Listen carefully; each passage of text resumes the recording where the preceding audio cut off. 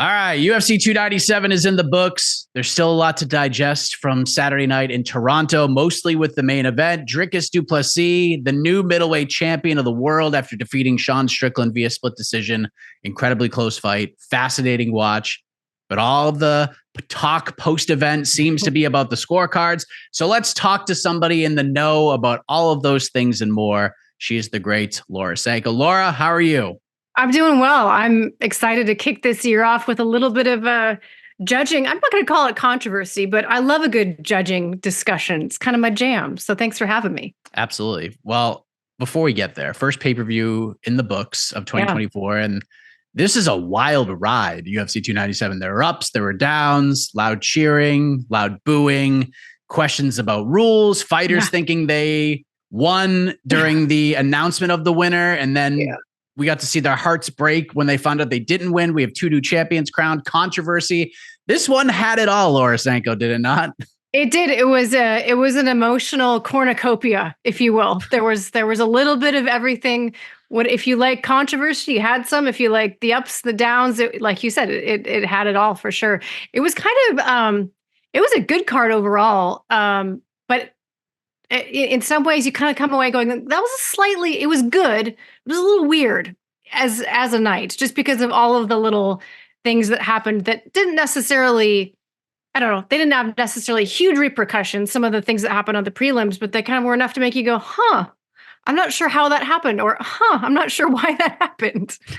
Yeah, we're seeing 10-7 rounds scored. We're seeing that actually I was a big fan of. We can talk about that. Yeah, I completely agree with that. I was surprised only one judge gave Jasmine Jasudavicius a 10-7 when a lot of people at home had a 10-7, but we'll certainly get there. Let's start with the main event. DDP versus Strickland. Again, fascinating and compelling fight. The way these two built this up, the press conference, someone's going to lose their life in the cage. It's going to be a bloody war. We're going to go. And honestly, we didn't get that per se, but this was one of the closest fights I can remember watching since maybe Volkanovski versus Holloway 2 in Abu Dhabi. I remember coming out of there being like, Volk won, but I don't know if he won. Like, it was so close. And every time I've gone back and rewatched it, it is one of the closest fights I've ever watched. And, you know, we'll get to the cards and the scoring in a minute, but as someone like yourself who is trained, who has fought, who has a keen eye for the technique and everything, you do color commentary. What did you think of the main event from a fight perspective, a technique perspective? Yeah, a fight perspective, a technique perspective. As I was watching as a fan, I remember thinking, man, I'm glad I'm not judging this fight. Yeah, I went back and judged it after the fact, but that's always a million times easier than judging it in real time. I thought it was an incredibly close fight, and I was impressed by a couple of things from both fighters. I was surprised by a couple of things from both fighters. You know, I think in terms of Dricus du Plessis, I didn't get a chance to do my normal preview show with Dean because I got trapped in Colorado I saw that. in an insane snowstorm. I was actually supposed to be in Toronto, and it kept me from making it to the ESPN desk. So I very much was sitting at home with a massive case of FOMO, but I would have been one of those people that would have favored Sean Strickland a longer fight. And so I was really impressed to see Dricus du Plessis go out there and showcase what an incredible gas tank he really does have, and an ability to have a tank in later rounds and manage it over a longer fight. Because, I mean, the evidence was there that he had struggled with that in the past, and the evidence was there that he didn't have much or any experience going in, you know, for a fifth round, certainly not at a championship context. So I think it's a fair assessment, but he certainly proved people like myself to be wrong. So I was excited to see that, because that just makes him an even more complete fighter, right? To be able to speak of in the future. And those are the more interesting matchups to me at the championship level. And then, you know, for Sean Strickland, I think his defense is such a linchpin of his game. But there are times where it almost becomes a detriment to his ability to really put his foot on the gas, kind of like in the Cannonier fight. And I talked about this with Dean Thomas. He and I did a recap video. It's not up yet, but it'll be up on my YouTube page tomorrow. So I'm blatantly stealing this from Dean. But what his comment was, which really kind of blew my mind, what he said was, he said, you know, Sean Strickland reminds me of a Jorge Masvidal, like a guy who just likes to fight. And he knows in those moments he's getting the better of the guy because he's landing his jab or whatever, like he's getting the better of him.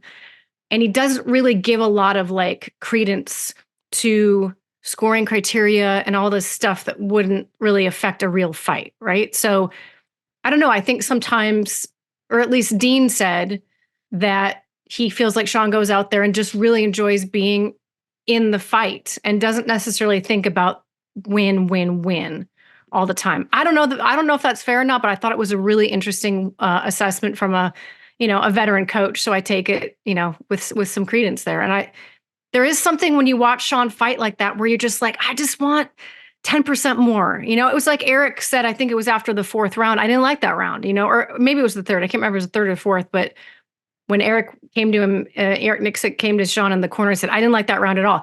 That was exactly how I felt watching the round too, because he's capable of stepping on the gas. But on the flip side, Dricus did do a phenomenal job of making it really difficult for Sean to do that, because Sean fights best off the front foot. And Dricus did just enough to consistently keep him. Wasn't like he was running away on the back foot, but he was kept getting knocked back, in these small increments. And then of course he would come forward. It wasn't a nonstop thing, but it was enough where Sean was not fighting in his rhythm and in his comfort zone the way that we saw him do against Izzy. And it was just enough to barely get the win. And that is how I saw it. Is I did have Dricus, both when I watched it live and when I went and back and rewatched it.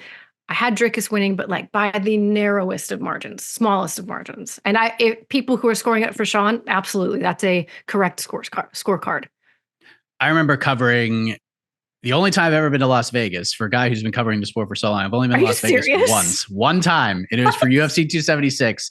And Dricus du Plessis fought on that card against Brad Tavares, who oddly enough was coached by Eric Nixick. And I remember asking him about it because he is just such a chaos guy. Like everything he does is 1,000 miles an hour. And Brad Tavares had put his chin on display like never before, because Dricus was hammering that dude the entire fight. And I was just like, where does like all this chaos come from? And he was almost like offended by the question, because like, he's like, no, like there's technique to this. And I'm like, I'm not saying you're not technical, but like, you come out like 1,000 miles an hour. And he's just a bull in a china shop. Exactly. But to see him on Saturday fight the way that he did, it was, and I brought up Volkanovski earlier. There were some Volkanovski isms to it where the in-fight adjustments were so fascinating to watch, because round one, he couldn't touch Sean. Sean was just jabbing away. He could not touch him. He figured out the range bit by bit by bit. And then by round three, he had him. Round three, he had him. He did. And then Sean made his own adjustment in the fifth round and started really, he let his technique, I don't want to say fall apart a little bit, but in a good way. He started, curving his punches a little bit more and not just focusing on that beautiful 1-2 that he has, but really just throwing down. And that's where he was able to pull ahead. So, you always think, what if there'd been a sixth round or seventh round, who would win then? But it was fascinating to see both of them make some really intelligent adjustments. And I thought there were a few times where Sean checked some of the kicks of Dricus. And it's such a little thing, but so few, because we saw how it affected Neil Magny earlier in the night. Obviously, he got the win, but like early in that fight, the kicks of Mike Malott were really affecting Neil. And that's something that he's dealt with in the past. And it seems such a simple thing, like just learn how to check a kick, right? You can see how difficult it is. That is a skill. That is a very specific, difficult skill to be really good at. And Sean is incredible at it. I mean, I was really, really impressed by that. There were so many things that Sean did well, as he always does, that Sean did better than usual. It was just a lack of, you can't even say it was a lack of volume, because it wasn't a lack of volume. It was a lack of oomph on the majority of his shots that just, again, allowed DDP to pull away just by the narrowest of margins. We did our post-fight show at I think 4:30 in the morning, because the main card it was just a really long card. I think it was the longest watch party we had ever done. And we were trying to figure out what the biggest takeaway of the main event was. And we were having a really hard time putting our fingers on it. And we eventually kind of got to different places. But my colleague Jed Bashu just said, you know what? I think the biggest takeaway I have is just punch people really, really hard and you'll win. Yes. And that's what Dricus did. He just punched really, really hard. And while Sean was peppered him and was very successful, it seems like that was the biggest difference, especially for those super close rounds. Dricus just punched harder. It's simple, as weird and as simple as that sounds. And that is in keeping with the criteria and how judges are taught to interpret the criteria. And that's what people need to keep in mind, is that there is an inherent bias to bigger punches in the scoring criteria. And, you know, whenever I'm judging a fight, and this is kind of how I was taught to judge a fight, and it makes a lot of sense to me. It's almost like you have, I imagine like a volume knob or a power meter, and to one side is one fighter and to the other side is the other fighter. And if fighter A lands a really big shot, that knob goes, you know, it goes pretty far over. And if the other fighter lands a few, it might click back a little bit toward the middle, but you may never even get back to, you know, zero. In other words, it takes a good amount of accumulative damage to compensate for a strong amount of immediate damage. Immediate is always more important than cumulative. And I think, you know, we talk about this all the time, but when they throw up the stats of significant strikes, it throws everybody off, because I'll say it time and time again, they are not actually significant in the way that we think of the word significant. It's just a word that they attach to it, because every single distant strike is considered significant. So even if you hit the lightest jab, if it's at distance, it is a significant strike. So when you see someone leading significantly in strikes, which actually, I don't think there was ever an insane margin where Sean outstruck. He did outstrike him, but it was never like wildly different. Those numbers, like, people want to grab onto that and say, see, he won because he hit him more. And that's just not how it works. But I can understand why it is incredibly confusing and why people think that. 100%. And I obviously, when Sean, especially this past week, for whether you like the reasons or not, Sean was introduced to a new audience. Yeah. And I saw somebody say this, it was like, we're introduced to our little friend, Sean, like the world was introduced to our little friend, Sean Strickland, like that we've known. I forget who said it, but I heard it. I laughed hysterically when I saw it. And a lot of newer fans like are watching the sport for the first time, or just watching it for like the last 3 months. So I always tell them, like, if you want to understand the scoring criteria when it comes to striking battles, there's two fights that I would guide you to immediately. And they both involve the same guy who lost both of them. Rob Font versus Marlon Vera, Rob Font versus Jose Aldo. Those are the two. Because if you look at the significant strike totals, Rob triples them both up. Those are great examples. But loses. And that's why people need to understand, like, how important knockdowns are. Knockdowns are, in many ways, they are king, because quite frankly, you know, if you try to make the equivalent in the grappling area, the closest thing you can get is a close submission that doesn't, you know, you don't end up fighting and ending the fight, but it's close. Well, who defines close? Like, knockdown is visible. We can all pretty much agree, for the most part, when we see a knockdown, that just happened, or someone gets very, very wobbled. Close submission is I think much more difficult to judge. So in my mind, you know, fighters who should put emphasis on finding the big shots, which makes someone with Sean's style, he is to a degree inherently at a disadvantage. Now, he has a lot of advantages because his technique is so good and because his defense is so good, but defense doesn't score you any points. In fact, I had I went down in the weeds on this particular area because it's different in the global rule set. Some amount of defense does score when you're fighting like ONE FC and the other promotions that use a different rule set. But I remember thinking, what about checking kicks? Like, when you check a kick and the other fighter visibly is affected by your check, because it's almost like your defense becomes its own offense. You hurt the other guy through your defensive action. Does that score? So like I was sending off texts and emails like, what about this, guys? What about this? What about this? That's a great point, though. What would happen then? That's a great point about checking kicks, though. Yeah. Because I mean, that is damaging to the offensive fighter, which is, I mean, Strickland did such a good job. That's why DDP was kind of limping around afterwards, because Strickland was checking those kicks. I scored the exact same way you did. We were doing the watch party, so obviously there's a million things going on, but 48-47 DDP. I gave Strickland 1 and 5. Yep. DDP 2, 3, and 4. A lot. The response to this one compared to most has been incredible, Laura, because a lot of people feel like not only did Sean Strickland win that fight, but people feel like he was outright robbed on Saturday night. Like, the amount of people who have just dumped on me for scoring this fight 48-47 for DDP.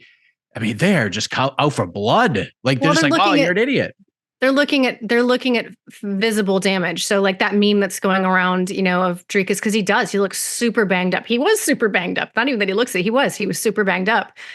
But that's a whole other discussion of like how you judge visible damage, when you judge it, when you don't judge it, and how the accumulation of 1,000 paper cuts can look worse than one shot that didn't cut or cause swelling, but may have knocked someone down, which I realized didn't happen in this fight. But just as an example, visible damage is not the most important version of damage. And that word, quite honestly, it's almost like we need a less limited vocabulary to describe what the word damage describes, because it really is so many things that we're trying to articulate happening to someone's body upon receiving a strike. You can get real nerdy with it, but which I enjoy doing. Yes, I could tell. I could have this conversation with you forever. Yeah. What was interesting about the fight, and you go back to like the quote unquote damage and the aesthetics of the fight, because the Strickland rounds were super clear. Like 1 and 5, no doubt about it. It's Sean. DDP round 4, clear round, no doubt about it. 2 and 3 were very, very close. They were. And DDP, like you said, he was getting lumped up early and often. And then Strickland gets a cut that bleeds a lot. And Chris Curtis is on the MMA Hour today as we record this. And he was like, I thought Sean won. He goes, here's the problem with aesthetics and damage. Sean got cut up in 1 round, like, and it looked bad. And then they cleaned it up. And then like 1 shot, and he is wearing the crimson mask because the cut just re-leaked. And he basically said, you can't score damage that happened in round 2 in round 3. Like if a cut just reopens that was done in round 2, like you can't add that over to round 3. Exactly. So it could just be a really interesting from point. Like rubbing up against someone's shoulder in a clinch situation. It could even be that extra bleeding can happen, not even from a strike. So it is really important. But I mean, he's absolutely right. But I guess even knowing that, I still scored it just barely for DDP. And to me, again, it came down to when Dricus would hit him, whether it was some of the body kicks, some of the, maybe 1 or 2 of the head kicks, nothing like major. Again, no one got knocked down, right? That makes it easy to score. But every time Dricus would connect, there was like, you could see Sean physically sort of moved back a bit. There was impact. There was a density to his strikes that you just don't get when Sean was hitting him. And part of it is Dricus has this different style of defense. Sean will lean out of the way and he still might eat, 10% of the shot. DDP, on the other hand, will really shell up and sort of sit down and not be moved by the strike. And I think sometimes when you see a guy get hit and he gets knocked back, even the slightest amount in your mind, you're like, oh, that was an effective shot. And it was. So I think that had a role to play more so than the visible damage, because Chris is right. You cannot carry visible damage into later rounds. It only pertains to the round in which it occurred, and really should only pertain to the strike that caused it, if you can identify it as such. But Sean said it was a headbutt, and I still can't find it, if I'm being honest. I can't either. I can't either. And I love Sean. Like I didn't have a horse in this race. I really like both guys.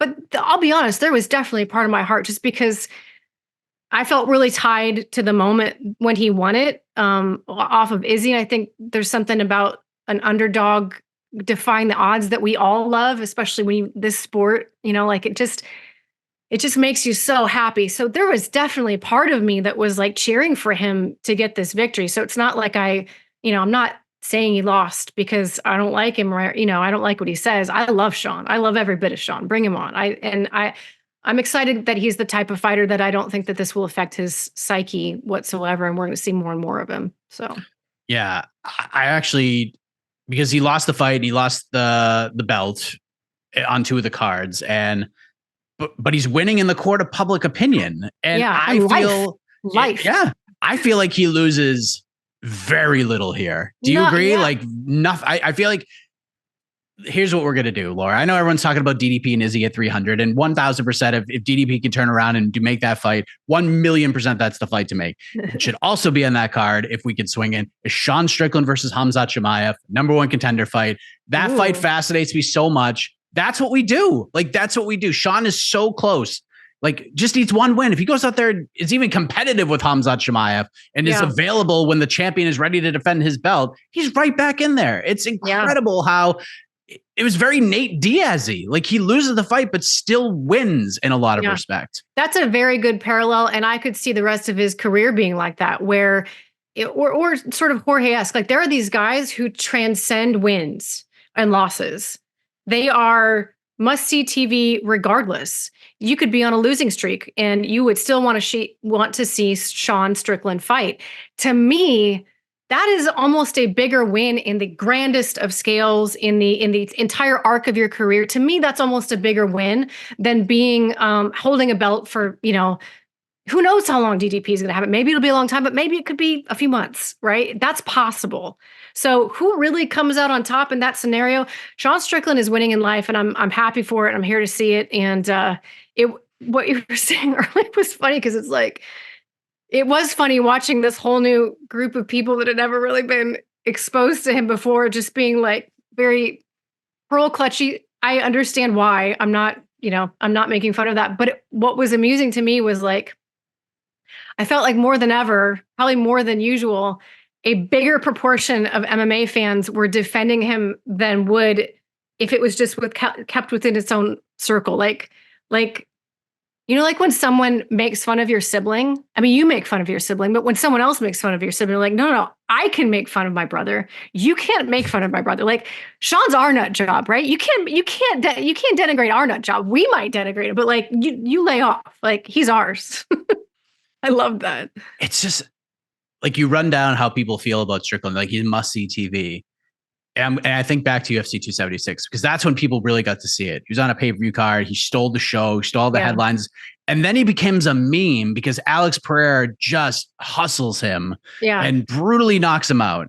And it's still a story that, like, when I talk to Eric Dixon about that fight, like, we just can't help but laugh, because he tells me, like, this is what we wanted Sean to do. And he just goes, nah, I'm not doing any of that. Yeah, he didn't. He gets memed. And then fans begin to groan that he's headlining at the Apex against Jared Kieran. They're like, oh no, another Sean Strickland main event, ripping the fact that the guy to replace to fight Nasruddin Imavov. Oh, here comes Sean Strickland. Oh, we're going to get another Sean Strickland fight. Oh, July 1st, right before International Fight Week, we get an Apex main event. Oh, it's Sean Strickland versus Davis Magomedov. No one wants to watch Sean Strickland fight. Goes out and gets finished. And then the man rolls into Sydney, Australia. And he gets over. He's the best press conferencer of the modern era, because he doesn't talk to the media. He talks to the people, and the people respond to him. Hey, Sean, what did you have for lunch today? Let me tell you all something.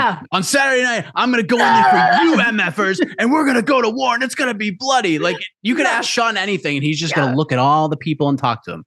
And then he wins the belt, and you're on the call for it. He knocks Izzy down. It was like he's Mr. Canada. He's freaking Mr. Canada out of nowhere. Like, what has this been like for you to watch? Like, from UFC 276 becoming a meme to the guy everyone groans about is fighting at the Apex at a main event, to now he's the dude. He's the dude. He's like the top 5 guy right now. I got on the Sean train a lot earlier than a lot of other people did, because it was his comeback fight. And I don't remember who it was, but after his super long layoff, after the whole motorcycle accident, the knee, like, his knee is still crazy looking. That was back when I was still a reporter, and I had to do a report on him. So I was like researching his whole experience really heavily.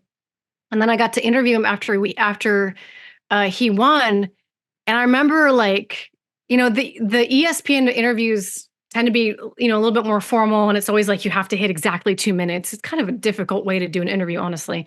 But I remember at the end of the interview, when I went to kick it back to the desk, I was like, Sean, you are an absolute psychopath in the best way possible.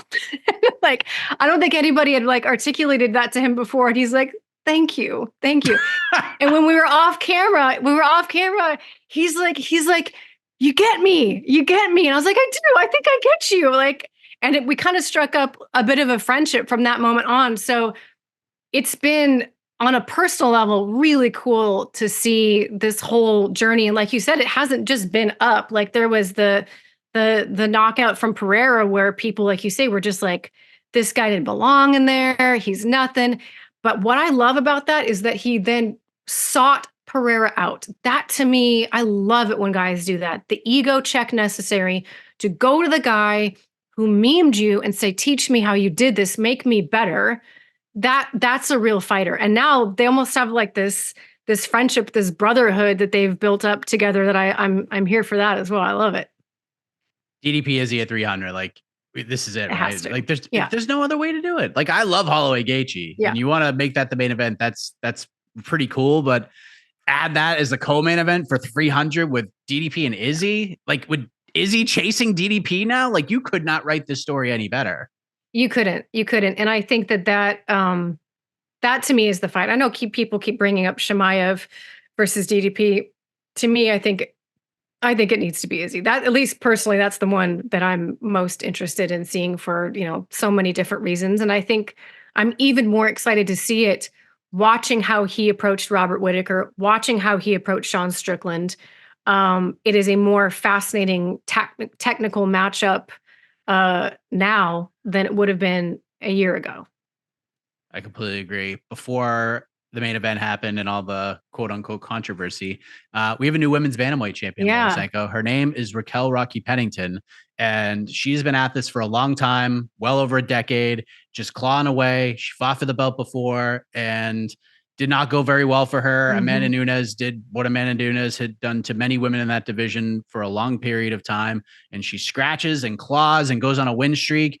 People doubting her left and right heading into this fight with Mayra Bueno Silva, who's coming off that win over Holly Holm. And Rocky Pennington goes out and dominates 4 rounds to 1 on every single scorecard. And she is the new women's bantamweight champion.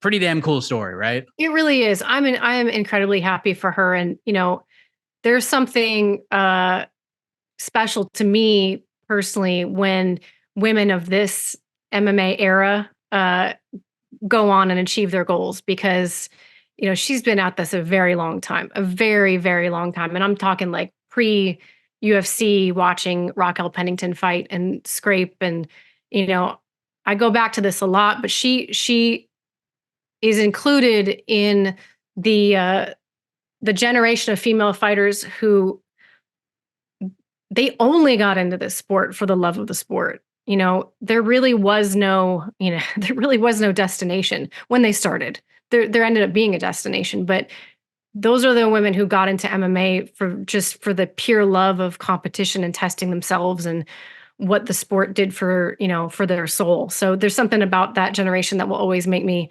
really, really happy and touched to see them succeed. Listen, it's not a fight I'm going to go back and watch again, but you can't take away that Rocky fought a good fight, and she did her thing. She does what she does, and she shut down the game of a very dangerous finisher in Mayra Bueno Silva. And I do think that I think Mayra Bueno Silva will be back and way better for this. I'll say that, because there's no doubt she's got a tremendous skill set. She's got a tremendous finishing ability, but it was clear as day that those championship rounds were brand new to her. And I don't know if it was nerves. I don't know if it was lack of preparation, but obviously the cardio let her down quite a bit. And when your cardio goes, you can't make the decisions that you would make otherwise. So, new champ and new era. And I don't know if you saw, but on the ESPN post show, the interview with Amanda Nunes, did you happen to see that? I did. I felt like she was dropping some heavy hints. Am I wishful thinking? She's like, you never know. You never know. I mean, it's so hard to say, because like, she's not going to fight Raquel, but like if Raquel and Juliana Pena fight, and Juliana's the champion, can't you see Amanda going, maybe one more time? Maybe, but she could have done that anyway. I know, but she was tired. She was like, I think these fighters, Izzy's the same way. Like, you're so sick of being in camp. You're so sick, and you just need a break. And there's no way to take a break other than to retire and then come back. Like that, because when people take breaks and they're not retired, we say that they're running away from fights, which isn't necessarily fair, right? There should be a pause button. I love that idea. Here's where this division could go, and I think it's going to be fascinating either way. One, I can't believe I'm saying fascinating, but I really truly believe this. One is Amanda's just going to come back and fight. And she's just going to run again. And she's one of those fighters, kind of like Demetrius Johnson when he left the UFC, and kind of even like to some degree Daniel Cormier when he left. Like you're going to miss, like you're going to love her more and wish she was around when she's gone more than she was here. And you're going to kick yourself for not giving her the love and respect that appreciating her while she was here. The other thing is, I think because of everything going on at 125 right now, we don't know what's going on with Alexa Grasso. We don't know what's going on with Valentina Shevchenko. We don't know if they're going to fight. We don't know what's going to happen with Erin Blanchfield and Amanda Fiora when they fight.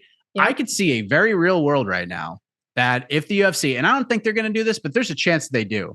Dana wants to go to the Sphere for this Noche UFC card. There is a real world where we save a Grasso Shevchenko trilogy for that card. That's a long wait for the queue at 125.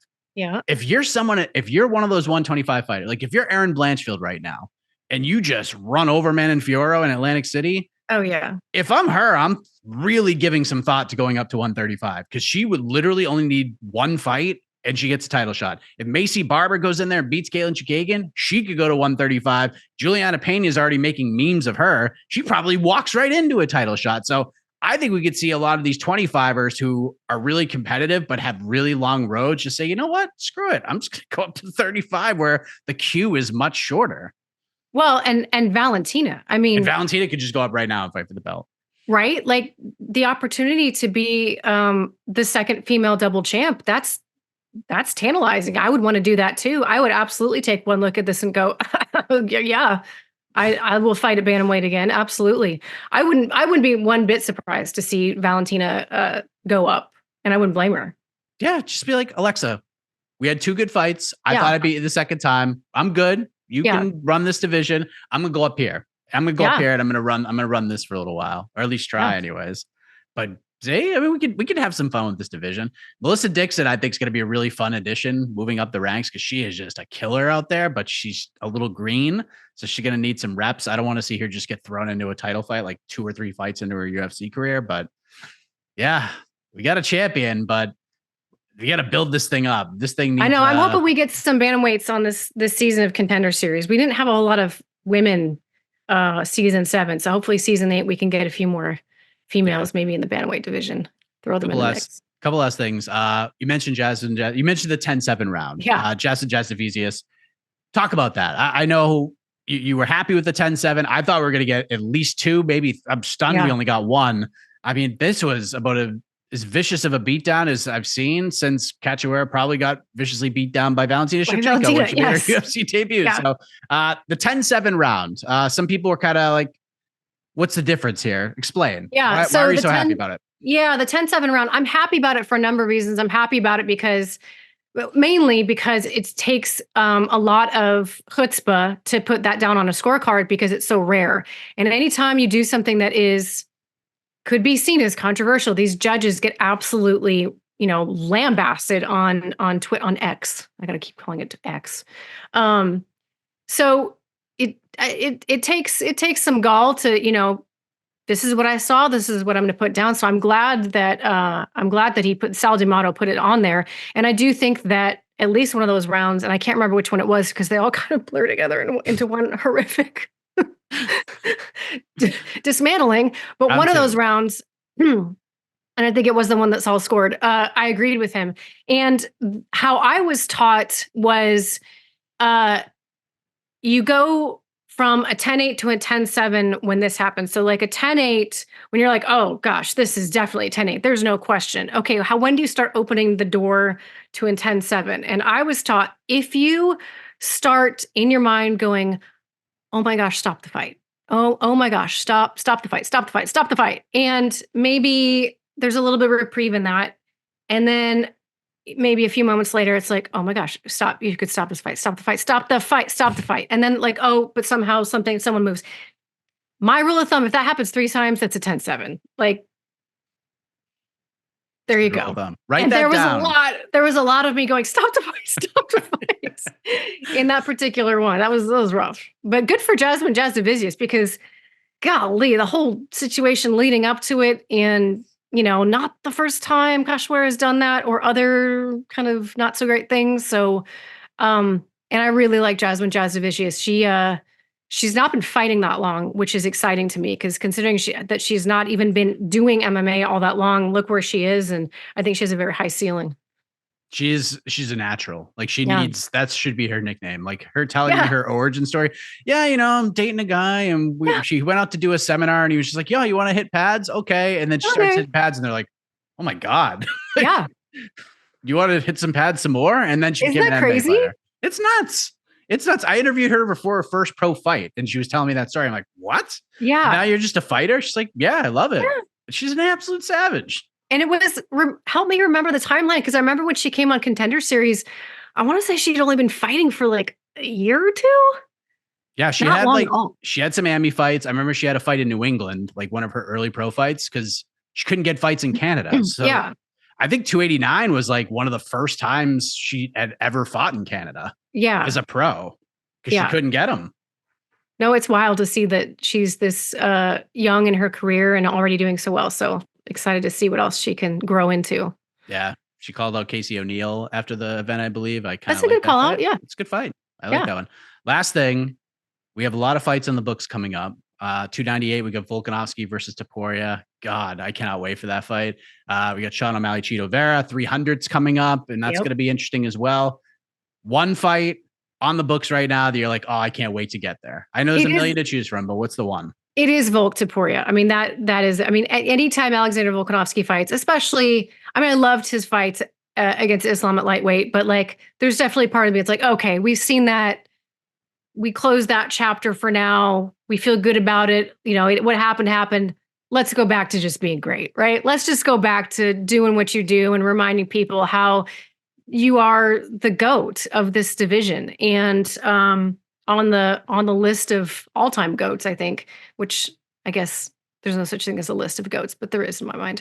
No, I think that's a tremendous fight. I think Ilia Topuria is, he might really surprise some people. And I think the psychology of Alexander Volkanovski is going to be fascinating to me coming into this one, coming off a bad knockout, coming off a season of not winning and not feeling the way inside of himself that he's, not, necessarily used to feeling. So I'm always interested when fighters, just kind of like Izzy, when he went up to 205 and then when he came back, I'm always fascinated to see how guys handle that. But I'm telling you, if anybody will come back and look even better than he did before, it's going to be Volkanovski. But man, Topuria, super dangerous. He is the right guy to be challenging for the title at this point, and I think poses a lot of really interesting problems. So that's the one I'm looking forward to. It's such a good fight. It is.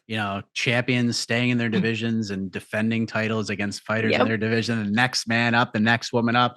This is the world I want to live in, Laura. I don't want the champ versus champ fights. I want long-running championship runs if we can get them. That's what's more impressive to me. So thank you so much. I appreciate the time. Tremendous insight.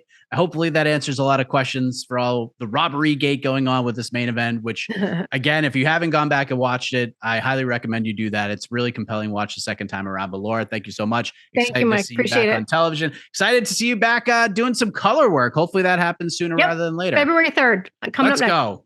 Let's go. Thank you, Laura. Thank you.